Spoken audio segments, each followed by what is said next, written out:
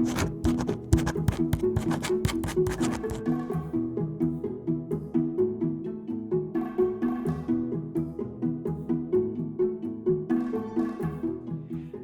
thinking of a man who led the fight for civil rights.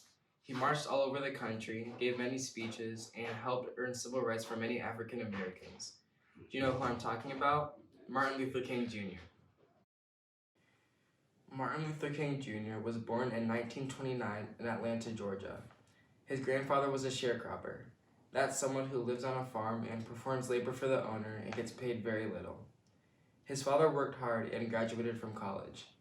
He became a minister at the Ebenezer Baptist Church. That's where Martin went to Sunday school and sang in the choir. When Martin was very young, the father of a white boy told him that he couldn't play with his son because of the color of his skin. Martin, like all black people at the time, experienced racism every day. Martin knew this type of treatment was cruel and unfair. As a Christian, Martin believed that he should love everyone, but it was clear that others were not treating him as an equal. School wasn't the only place that whites and blacks were treated differently. One day, Martin's father took him to get new shoes. The store was empty, but just because Martin and his father were African Americans, the shopkeeper told him that they would have to stay in the back of the store. Doesn't that seem unfair? Martin's father was angry and decided that if they couldn't get shoes at the front of the store, then they wouldn't buy shoes at all. When they left the store, Martin's dad said, "I don't care how long I have to live with the system. I will never accept it." The system in the South kept black people separated from white people.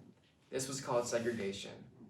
Black and white students went to separate schools, swim at different swimming pools, and drink at different water fountains. Black people had to sit at the back of the bus if they got to sit at all. The police enforced this system by threatening violence against black people. One day, Martin was traveling back from a speech contest when the bus driver ordered him to sit in the back of the bus. He didn't move right away, and the bus driver got angry. Martin ended up having to stand for the 90-mile trip.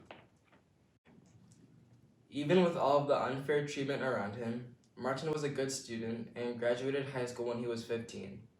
He went to Morehouse College and became interested in giving sermons at church and the writings of Thoreau and Gandhi. He got his doctorate degree in theology at Boston University. A doctorate degree is the highest level of education you can reach. He met his wife Coretta, and together they moved to Alabama. After all of the racist things he experienced, Dr. King wanted to fight for change, but he wanted to fight peacefully, or non-violently. So he led marches, wrote speeches, and took part in protests. Do you know what protests are? Protests are when groups of people get together and try to make change in a town, city, state, or country. One of the first things Dr. King did after moving to Alabama was encourage people to vote. Voting is a way to change unjust laws. He also joined the National Association for the Advancement of Colored People, called the NAACP, a group that worked for civil rights. After he joined the NAACP, Rosa Parks made big headlines. Do you know what she did? She was arrested because she decided not to give her bus seat up to a white person. Dr. King met with other leaders about Rosa's arrest. They decided to boycott the buses. That meant that they would not ride the buses, and the bus company would lose money until they made things equal. The white leaders in Alabama were very angry about the boycott. They started to raise taxi prices for black people, but in response, black people organized carpools to avoid the taxis. Some black people even walked over 10 miles a day to avoid using buses and taxis. Even though protesters were not using violence, things could get dangerous.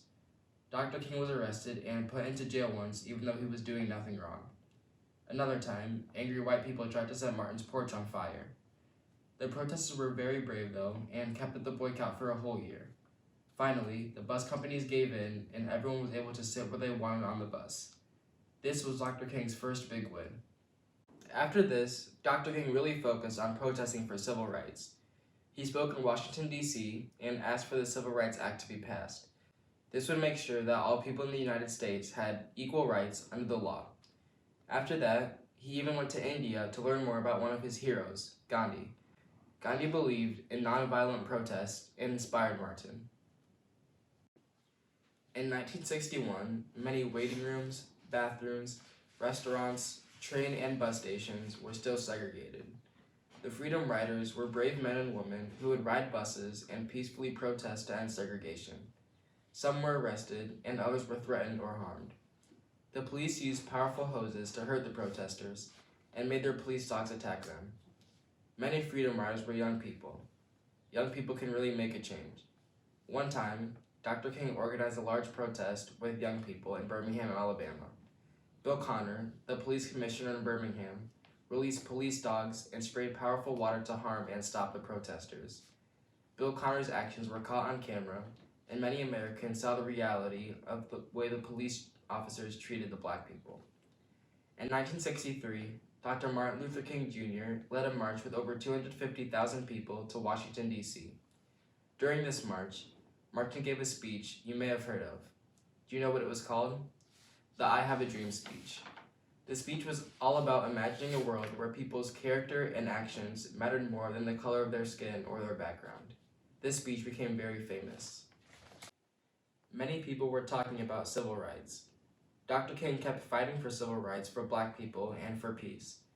He led marches across Alabama, protested at lunch counters, protested for black people to get better housing, protested against the Vietnam War, and stood with workers who were demanding better pay and better work conditions. Many other people advocated for these rights as well. For all these efforts, Dr. King got a lot of attention. Time magazine named him Man of the Year. He won the Nobel Peace Prize. He even got to meet with the president and the vice president. He used his voice to advocate for civil rights to people with the power to change policy. During his time, the Civil Rights Act of 1964 was passed to ban discrimination across the country. Then, the Voting Rights Act of 1965 was passed to ensure that all citizens of the United States were able to use their voice fairly in elections. Even though many black people were inspired by Dr. King, many white people were very angry. Many government leaders tried to intimidate or bully Dr. King into stopping his work. In 1968, Martin Luther King Jr. was killed by a racist who disagreed with civil rights. When he died, 4 little kids lost their father, and many others lost a role model. It was devastating. Civil rights leaders did not stop their work. They continued to be inspired by Dr. King. After his death, the Fair Housing Act was passed. The Fair Housing Act made it illegal for people to deny housing to black people just because of the color of their skin. Can you imagine not being able to have a safe, warm house just because of what you look like? This was another step in the journey of fighting for equality for black people in the United States. Today, Dr. King reminds us to stand up for what's right. Many of the policies that Dr. King fought for, like the Voting Rights Act, are still being attacked. Currently, there are policies that make it very difficult for everyone to vote fairly. Dr. King would fight against this. There is still a lot of work to do. Dr. King reminds us that we all have the power to make change, and that if we treat people fairly, give them kindness, respect, and dignity, and remain peaceful, each of us can make the world a better place. Stick around, and you can make art that will remind you to make the world